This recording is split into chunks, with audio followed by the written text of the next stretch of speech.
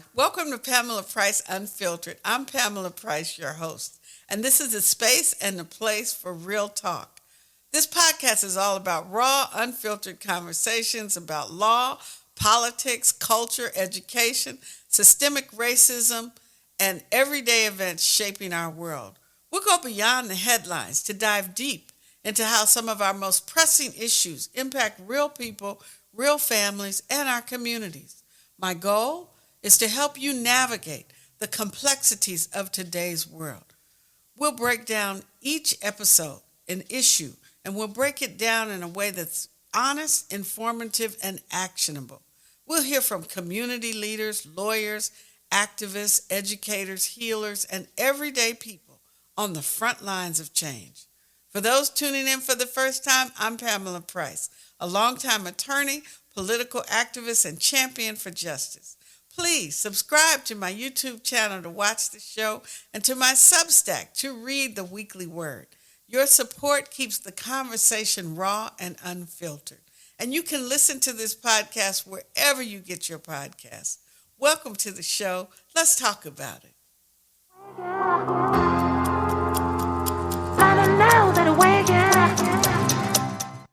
In November 2022, LaLonde became the first openly LGBTQ person elected to serve in any office in the city of Alameda when he was elected to the Alameda Unified School District's Board of Education. Ryan is an active AUSD parent, husband, father, artist, LGBTQ plus, and foster youth advocate, author, and PTA leader. Ryan has worked most of his life to create better outcomes for those in need, ranging from work in HIV/AIDS prevention in tribal communities to reducing stigma around children's mental health. Ryan also volunteers as a CASA, a court-approved special advocate for youth in foster care, and was recently appointed to the County Measure A Oversight Commission and elected as a director on the Alameda County Fair budget. Ryan has been active in local school board leadership for more than 5 years and is proud of the work the community has done to make our schools stronger, more inclusive, safe havens for our students, teachers, staff, and families. Ryan led the co-passage of the city of Alameda's Measure B in June of 2022. The bond provides more than $300 million to modernize middle schools, fully renovate Alameda's high schools, and upgrade sports and arts facilities. Ryan works full-time as an illustrator, a designer, and mixed media artist with an active studio in Alameda. Ryan's creations are a reflection of the love and passion for color, nature, and storytelling. His current works are an exploration of layering of color in acrylic and whimsical depictions of people, animals, nature, and still life. Ryan grew up on a family farm in rural Michigan, and honed his art at the University of Michigan School of Art and Design with a BFA in 1997. He resides in the city of Alameda with his husband of more than 28 years, Chris, and their son, Barbara. Ryan served with me at the Alameda County District Attorney's Office in the early days. He was part of our onboarding team, and he was played a pivotal role in electing me as the first non-appointed district attorney in almost 100 years. So Ryan, welcome to Pamela Price Unfiltered, and thank you for coming. Thanks, it's about time. It's a long introduction, but you have a lot to be proud of. I do. I had a meeting today and someone said, you have 9,000 hats. And I was like, well, I don't wear them all the time. Well, we are grateful that you wear them any of the time because your contributions to our community are invaluable. Thank you.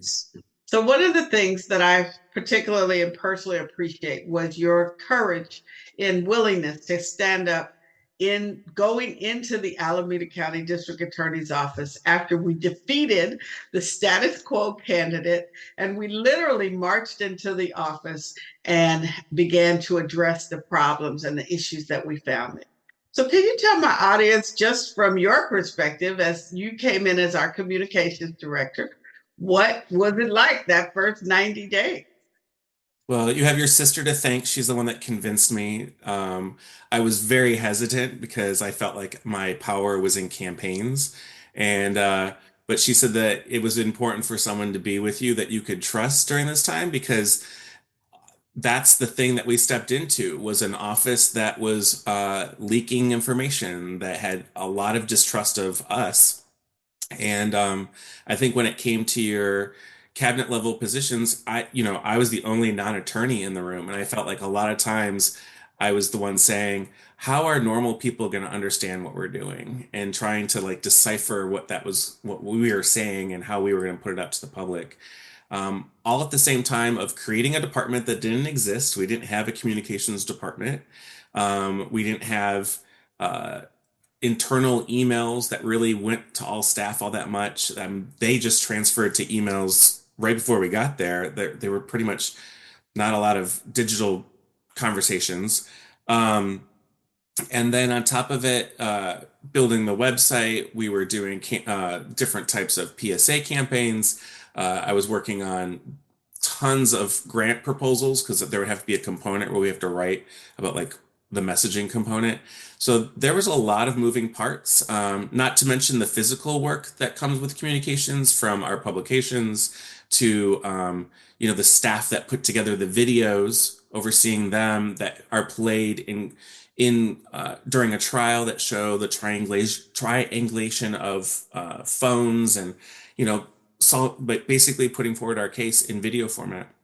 Right. The presentation of evidence had to go forth, and you oversaw that, as well as all of the republication of all of the pamphlets and the public information that had to be redone Yeah. when we arrived. And And the most controversial part in the office was business cards because none of the prosecutors ever had business cards, and we're like, well, how do you talk to a victim's family and give them information about you with if you don't have a business card? And so creating business cards was actually probably the most difficult thing because people didn't even know what their titles were half the time. right, right. The office was clearly in a state of disorganization. And you're right, people didn't have titles. Some people weren't coming to work, as we discovered. And the office, as the IT director told me, the office was basically in the Stone Age when you looked at what the infrastructure was to support the people doing the work. And certainly that included the lawyers. Yeah. So, what do you feel like in that first 90 days was amongst your major accomplishments? Oh, wow. I think getting the website up and going as soon as possible, I think it was really important for us to be communicating what our vision and mission was to the residents of the county as soon as possible. Obviously, this current new administration isn't doing that.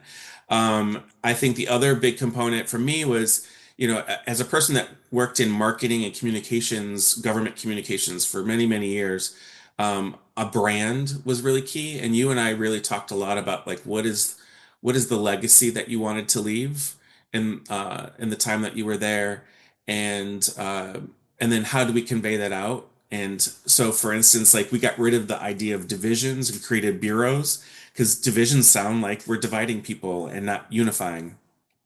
Created bureaus and units and renamed. We did a whole, the restructuring of the office, creating new division bureaus and whatnot. I think that was really key in having that done right at the beginning so that we can just move on to the next part. And I also think that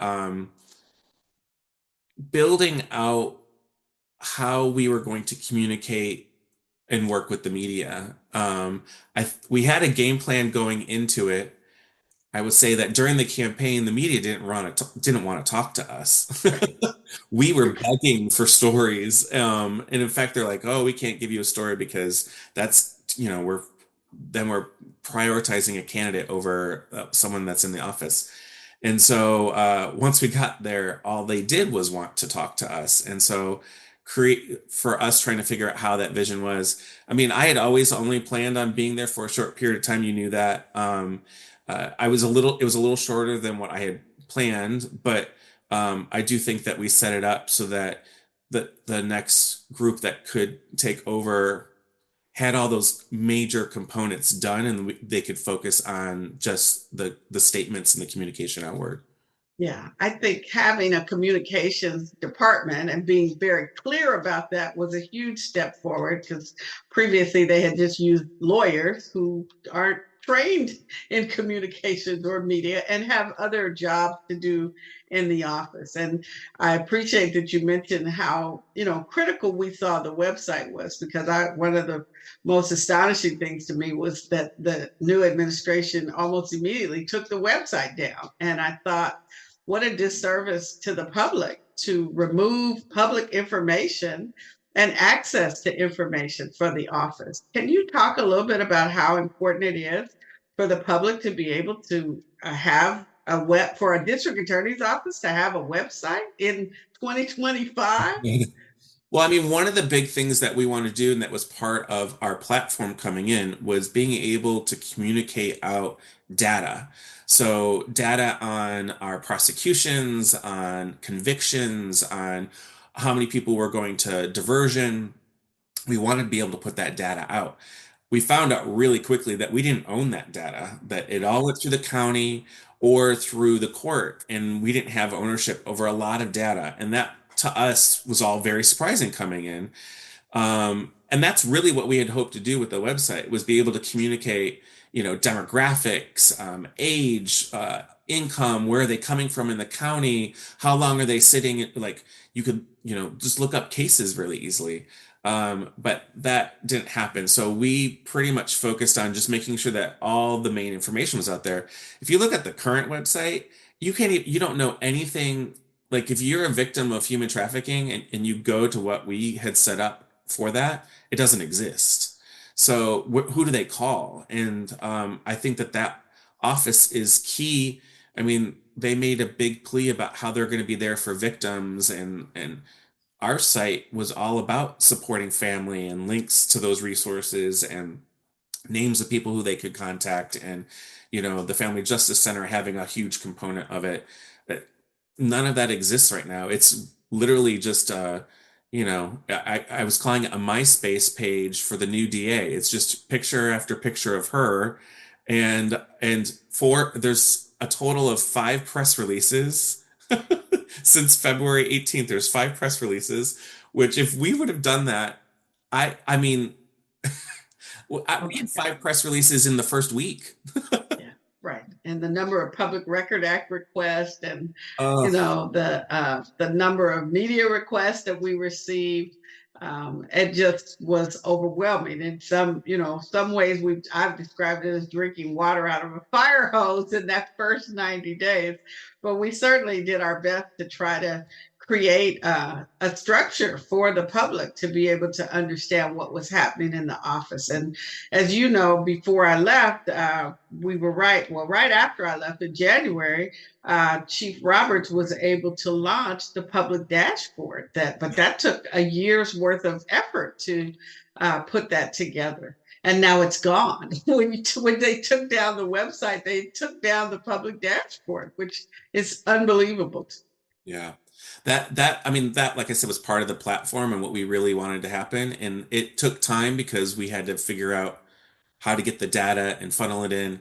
Another thing that we discovered was this pot of money that the office had received to build, uh, to create a portal for reporting child abuse. And that, child abuse reports were coming into the DA's office and just going into a filing cabinet for over 12 years. There was no actual searchable database in the office to even say, hey, was this child part of another child abuse case? Like, there was no way to do that. It was Right. just stacks and stacks of paper in a filing drawer down in the inspector's office that we discovered. And it was shocking. And so working to build that database, but also realizing that it was going to have 33 different inputs coming in from different police departments, from the county, from Child Protective Services. Um, yeah, it was the funny part was we were the new people and we were uncovering things that for everybody who'd been in the office for a while was new to them too. Right. Yeah, exactly. It was almost like nobody was minding the store, the number of things that we found. I'll never forget asking, well, how many people did go through the diversion program, in 2022 and being told, we didn't count, we don't know. Yeah. And then them having to do a hand count for 2023, like manually figure this out. Okay. Yeah, the lack of systems and organization and appreciation of data was certainly shocking when we You know, got there. I don't think that they built systems in order to communicate. I mean, they never had the intention of communicating out to the public. Like Right, it was never really set up for that. right, That is part of a reform that we had fought for was this right, transparency, right? So they never even thought that would be a necessary tool for them down the road. So, like for instance, we would get a public information request from a reporter, and they would ask, how many drug sales cases went to diversion? And we'd be like, well, we can only search based on penal code. And when it comes to penal code, there were like 12 different codes that could be used for it to go. So you have to do each one individually. And then sometimes they're charged with multiple penal codes. So you have to go through and take out your duplicates. And so it was just, it was like we needed in fact, I think we hired a data analyst right as I was leaving. That was someone we were bringing on so that we could do that component of it. So it was shocking. And my job is to make sure that information that needs to be out there that will be helpful and transparent can get out there. And, it was frustrating that I couldn't give it out sometimes, not because I didn't want to or we didn't want to, right. but it was just we couldn't physically have the time to do it. Yeah, yeah. And it did take when I charged Tara Anderson by the end of 2023, I said, you have got to figure out a solution to this. And it took her all of 2024 to actually for them to create the public dashboard. Yeah. And while we were frustrated with not having data, at the same time, the media was focused on personnel issues, right? And things that we could not talk about, but people who were doing their exit interviews in the public sphere or in the Yeah. public square, so to speak. And how do you think, what was the impact of that? I mean, when people ask why I left, I said, there's lots of layers to that, but the biggest layer for me was when I realized that I got into the elevator at the Renee Davidson building to go to lunch, and a bunch of coworkers, prosecutors got into the elevator. They said hello, and they had started a conversation as they were coming in, then saw it was me, and they stopped their conversation. And then someone turned to me and said, where are you going for lunch? And I told them where I was going for lunch. And they said, oh, do you want to join us? And I got really nervous because I don't know them. One of those people, two of those people, all of those people might be someone who's leaking the information that we were having leaks of all kinds of conversations. Like someone would walk by an office and be like, I heard so and so say this on the phone. And it's like, you don't even know who we were talking to. Um, and so that to me was jarring. I'd never worked in a place where I couldn't trust people.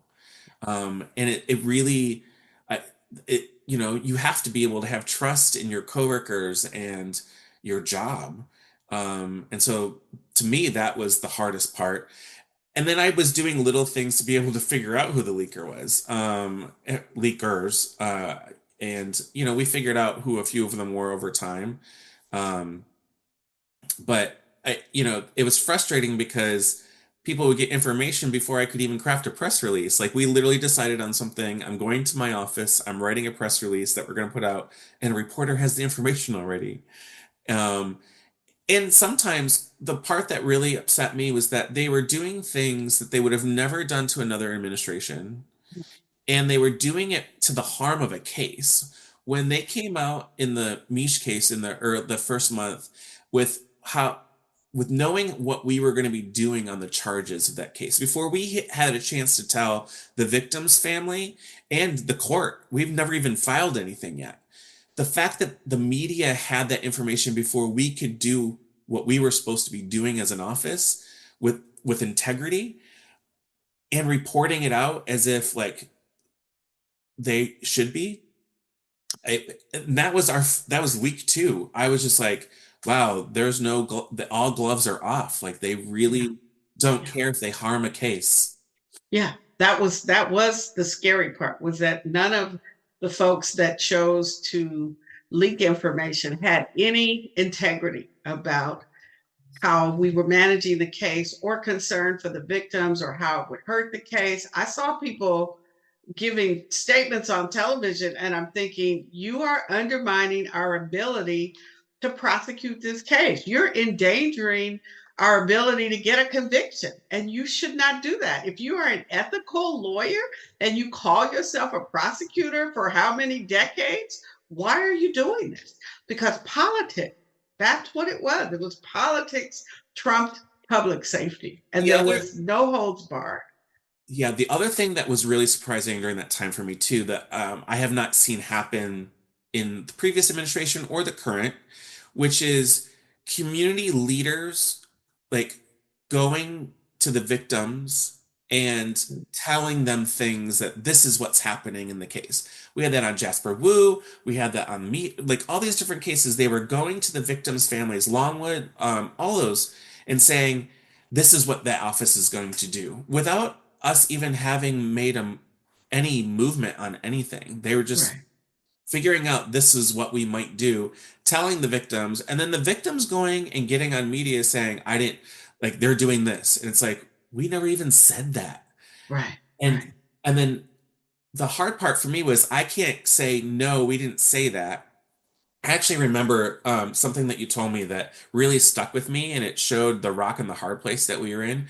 And it was and I'm probably going to be really blunt about it. One of the mothers in the case went on the news and lied, said that we never informed her of what was going on, and so I asked people who were in the room just because I want to make sure. Like, I might be told by someone, oh no, we did say it, but I checked my sources and they said no, they knew. And I said to you, I said, I want to tell the media that she's lying, that she was given that information. And you said, no, they're victims. I don't want to victimize them more. Right, right, And I was like, oh, I just knew that this was going to be something used against us and a loophole where we have integrity not to cause more harm to them as victims by calling them liars, even if they were. But I understood what you said at that moment, because there was an integrity component that we had to adhere to. And it right. stuck with me ever since. Yeah, we were not going to exploit or weaponize victims. You just couldn't do that. I wouldn't have done that if I wasn't the chief prosecutor in the office, but I knew that we could not do that. And yet it was clear that there were people who were willing to exploit people's grief, and they weaponized victims and made the public think. And yes, some of the victims were absolutely lying, and you and I knew it. And the chief of the Victim Witness Advocates Division knew it because we had the records. We could look and see how many times they had been called, who they were talking to, what was actually discussed with them. And yet you had people who had, were victims of a crime that were willing to go on television and lie, or were willing to give a statement to the media. And it was absolutely not true, but we could not exploit them or, demean them further, even though they had pretty much transferred themselves from the realm of being a survivor into a political activist. Yeah. I think the other component to that too was, the Marcy's Law making it that, victims know what's happening and they're informed through the whole process of a trial and sentencing and resentencing. And, when you go into these documents and you have, like, on some of the cases that we were reopening, those 10 big cases, I think that to me, I think the strategy of how we opened those and released it and notified the police and the victims. Like that coordinated effort in that first month when we started that unit. I think that's also a really proud moment for me because it really required a delicate hand. And what came about for me in that was that, in our system, the sister of, let's say, of someone who passed away is the person that we contact to tell these things. And it's not the mother, it's not the uncle, it's not the cousin, it's the sister that we're telling because that's who's in the system. We call the sister, we inform the sister.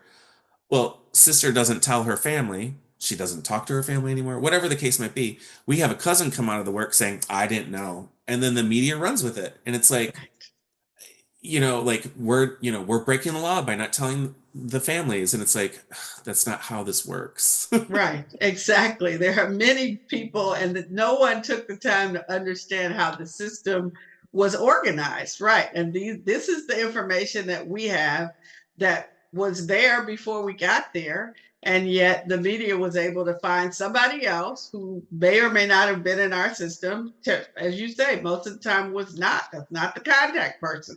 Yeah. And so they put that person on television and give that person, let that person speak. And it was all very politicized, and that was the really challenging part of trying to do justice, where people just actually wanted to create a political moment. Yeah, I think that was orchestrated before you even were sworn in. Like I said, the hashtag recall Pamela appeared, the day that they called it for you in November. Yeah. And I tracked all of it. I had a whole list of here's people and what they're saying list. And I told you early on who I was like, these people are going to be leading the recall. They're saying so much stuff and connecting so many weird dots that don't exist. And like that first petition that came out said that we were putting TVs in Santa Rita jail. And I'm Right. like, we have no control over Santa Rita jail. But the media was going with it and asking those questions. And I'm like, that doesn't exist. Right, right. Remember, I don't know if you remember the inquiry we got about the Earl Warren desk, that somehow I had I had what did they say, that I had salvaged the Earl Warren desk? It was like, oh my God, who is saying these things?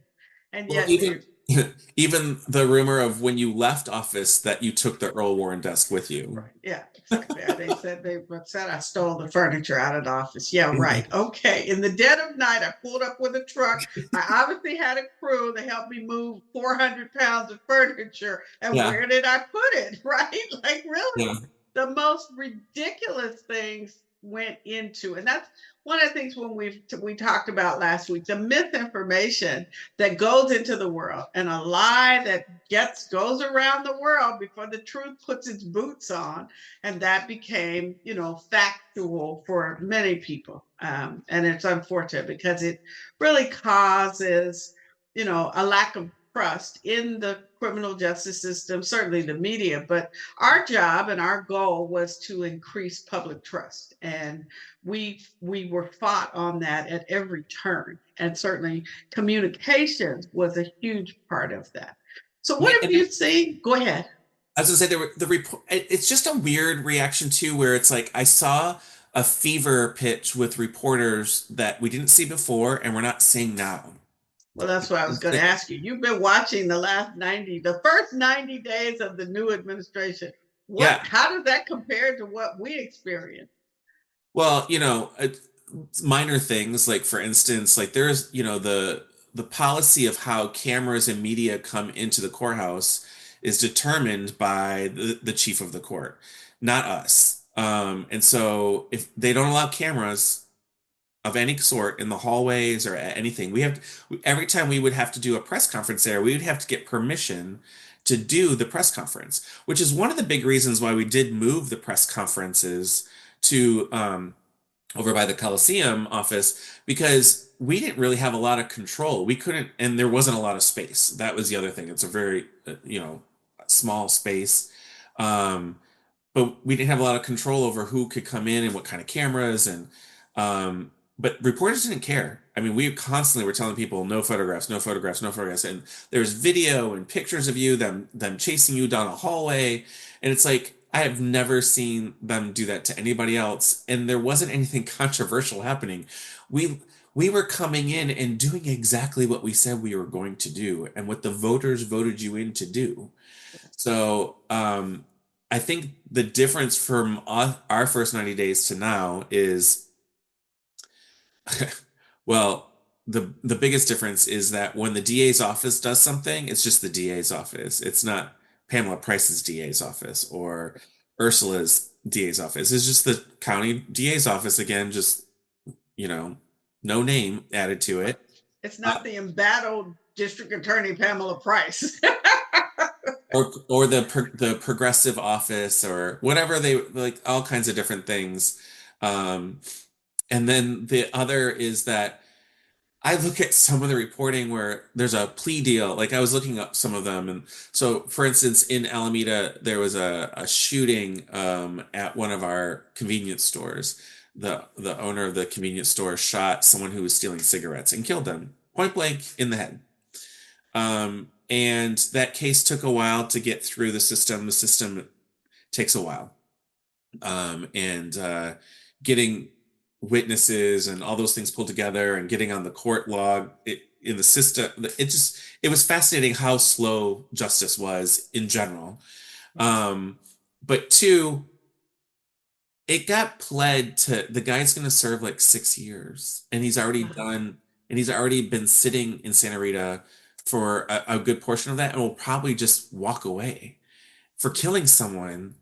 And it seems like the media was like, oh, it's justified because the kid was stealing cigarettes. And it's like, how is someone dying over cigarettes or any type of crime? Someone dying during, a carjacking or just how I understand that they're the person creating a criminal act, but it's not a death sentence.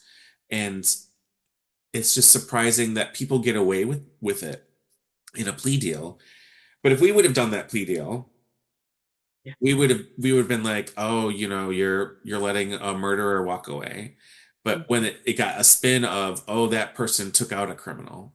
And it was just so odd how you became this picture for the media of the saint to criminals. Right. And that you were, or the reference of the auntie, the racist, I mean, as soon as that was stated, I was just like, I just, it is so East Bay, where it is that the microaggressions that, I mean, here's the thing. I worked on your campaign. I saw the emails that came in, and they weren't microaggressions. They were blatantly racist. I mean, Right. I, I was, and people use their real names. I was just like, I know where you work. Right. Um, Right. but the microaggressions from the media were bone chilling. And at certain points, I think that was also, I had a hard time, and you know this, with creating a safe space to be able to communicate out when reporters are doing blatantly racist things physically, or going after staff in very racist ways. How do I create a safe press conference room? Right. Those people are there. And I know that you and I was like, there's also freedom of the press. Is there, where's the dichotomy of freedom of the press and freedom from racism, right? And you said to me at one point, you're like, I don't really want to go in that room if those racist individuals are there and going to Yeah. spew their racism. And I didn't know how to create an environment that was free of freedom of press and free of racism. Right. And Yeah. No, and it was difficult. yeah. Um, The racism was so blatant and obvious, and just, I did not want to be in a room with the KKK. That's what I told you. I can't yeah, be in a room with the KKK. That's not what I'm here for. yeah. Um, And it's one so of those things that I see, what's funny is that they're not focused on the DA. I haven't seen those same racist aggressions towards the new black DA, but I've seen them shift to the new mayor of Oakland, and she's called the Queen, or she's called the Auntie as well. And it's very interesting because they just focus on people who are going to do reform and change and not keep the status quo. And anyone who is going to keep the status quo, oh, they're fine. No matter who they are, they're fine. Right, exactly.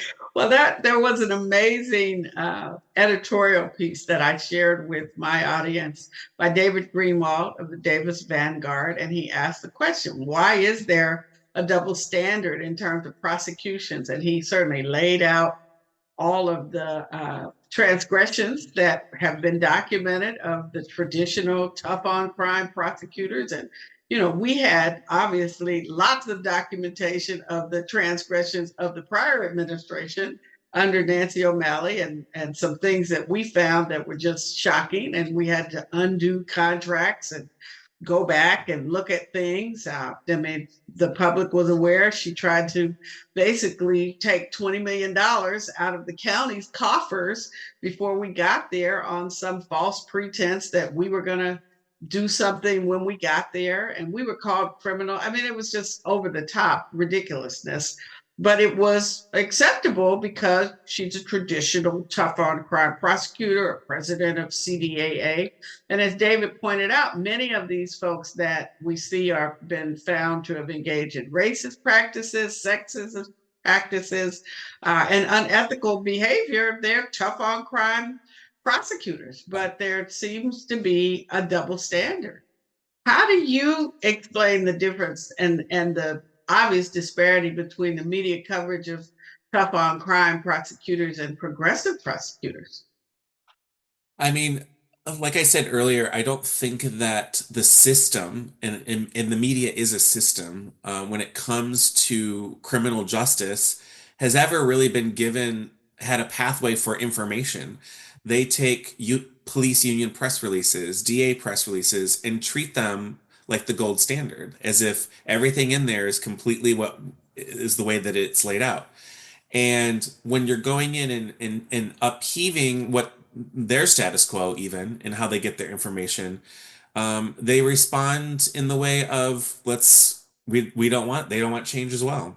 Yeah, yeah, I think the that's difference is finding reporters, and that was key for us. Finding reporters, I want a reporter to be neutral. I don't want them to be on my side when they're telling a story. I want facts put out there, and I want it to be a neutral reporting. And, sometimes we weren't doing it right. No one's going to get perfect on things, and I'm fine with that being out there for the public to know. But I want you to be neutral when you do it and factual. And that really wasn't happening a lot of time. There were a few reporters.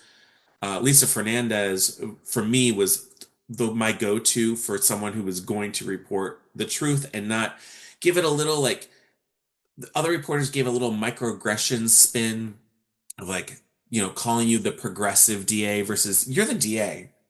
Whether you're progressive or not, you're the DA. And why do you have to label it? And, if it wasn't for her, that, all of that sex abuse happening at the Dublin prison would still be happening. And she broke that case and it changed the system. And that's what reporters should be doing, is finding those little nuggets of truth and where there's harm happening and fix that with reporting those facts. And in fact, all they really wanted to do was dethrone you.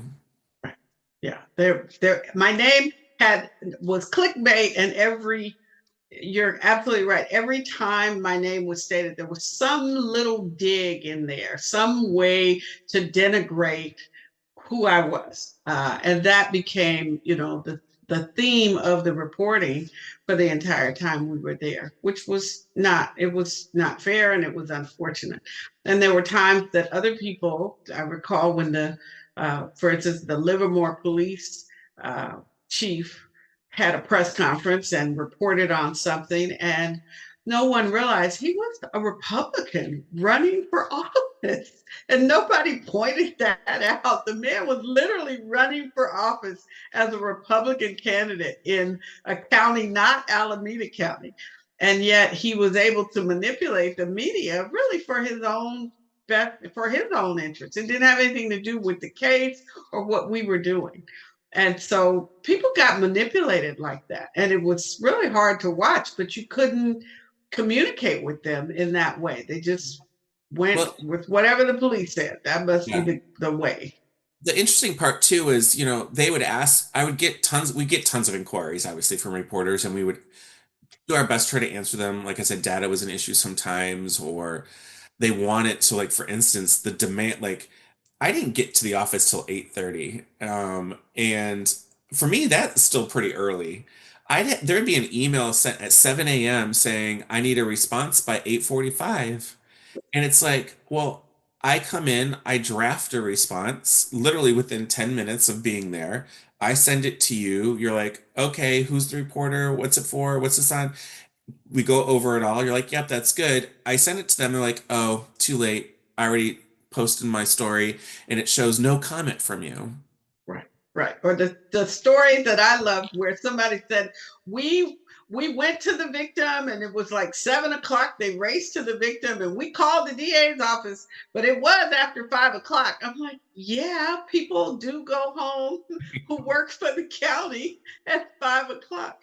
But the expectation was that we were going to be available 24/7 and we were going to respond in 10 minutes, literally giving Yeah. you such a small window of response. And Right. that obvious to me, that was intentional. Yeah. Or you would give them the information and they didn't like it because it wasn't juicy. Like Right. they thought there was going to be something really juicy in it, and you give them the information and then they don't even report on it. Like it was something they were all going down, and it's because we didn't have anything controversial in it. It didn't go anywhere. I now a very interesting thing that I'm seeing because I still pitch stories to the media for, as a volunteer for different causes locally. And I was pitching this one story recently, and a difference that I saw was that there were some good facts, and this was like a really good story. The editors really were the people that were putting the kibosh on things. And I was really surprised because normally the reporters have a pretty good grasp of what's going to go through. They understand their editors and what their editors want. But the reporter would work out the whole story, and then they'd be like, "Oh yeah, they pulled it at the last minute. It's not going to happen." And in one case that I was doing, one thing that I was pitching, one outlet did run with it, and then that other outlet came back and said, "We need a different angle than what you gave us because they ran with that angle, and now we need different." I was like, "There's only one angle. This is just these are the facts." Exactly. They want you to make up some facts to Right. help their ratings and clicks. That's what Yeah. it's about. That's what's driving it. There's a Yeah. lot of, I mean, within that office, I think what was interesting previous to us was that there was a lot of exclusives given. There was a lot of reliance on certain people in the office being the person quoted, um, from, Butch Ford to Terry to, it was all these people that weren't Nancy on a lot of things. And the reporters would just go to them directly at certain points. We had reporters from San Francisco coming directly to our office and asking individual attorneys questions. And it's like, no, there's a protocol you go. Now, granted, there was never a office of communication before, so that was a learning mechanism for them. And we had our attorneys just saying things to the media on stuff that could harm a case in a sense. And so, we reminded people, and this was the part that I thought was really funny, in that, you know, Pamela is clamping down on people on their free speech in the office because they had signed a pledge, the same pledge that Nancy's office has, and I'm sure that Ursula's office has, that said that, you're not going to do anything to harm a case, you're not going to leak information, that you're going to things should go through the information officer. And so they sign that pledge every year, and Right. we had There was a policy, but people just completely ignored it and said, no, we're gonna violate the policy and we don't care anymore. So yeah. it was open communication warfare with people in the office, which was really, really hurtful to the cause of justice and us trying to serve the public. Yeah. I mean, I also know too, like for me, I was new to being an elected official and new to this kind of government agency that had the Mhm. union component too. Like that was all very new to me. When I worked for the Department of Health and Human Services as a contractor, we didn't have to worry about office and union and staff and all that kind of stuff. But now that I'm on the board of directors for the school district, we have union partners that we work with. And I've said from the dais many times, I was like, it's frustrating because I know information that I'm not able to share because of my position in Brown Act and confidentiality and human resources issues. But the union can go out and say whatever they want. They can say things that not even really necessarily true or the fact at that moment or tell a little bit of a tale. We would have that happen also with the prosecutors union, and it's Absolutely. so frustrating because it's like we don't talk about these matters and we've never talked about them, but now you have someone talking about them. Right. Exactly. Yeah. They'd run to the primary representative of the prosecutors union, who was someone that was adamantly opposed to our administration before we got there and while we were there. But they would run and profile him and feature his comments about things that they knew we couldn't talk about. Yeah. I remember when I met him, it was during your swearing in ceremony at Renee Davison Courthouse. And it's when Judge Brenda was swearing you in, which she's done a whole, 180 on who she is, just crazy town on that. But I remember that individual from the prosecutors union, there was not enough room. And so I wanted the prosecutors to be in the room for it. And I was standing out in the hallway and the union head was like, no, I don't want to be in that room for this. Mm-hmm. And he said that right to my face. And I was like, you just said that to me. And he goes, yeah. He goes, who are you? And then once he found out who I was, he never said anything to me again. Yeah. Yeah. Well, he had a lot to say to the media. But not through me. Yeah, right. Exactly. All right, Ryan. This has been delightful. We're going to wrap it up. Thank you so much for your insights and for your service to our community, both in the DA's office and in the Alameda Unified School District as, a wonderful elected official, as a parent, as a father. I've watched you grow in that role and doing great things. I know things are changing. I know. I don't know what I'm going to do with myself. He's a rising senior, so we have one more year, and I'm going to have so much extra time on my hands when he's in college that I might be a little lethal. Yeah, right. Exactly. All right. On that note, thank you for coming to Pamela Price Unfiltered and being unfiltered, my friend. Take care. Bye. Thank you, Pamela. Thank you.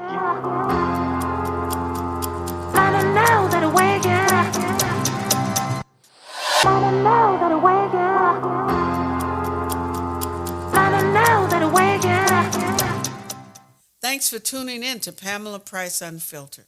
And don't forget to like, share, and subscribe to our YouTube channel and to my Substack to read the weekly word. Your support keeps the conversation raw and unfiltered. I don't know that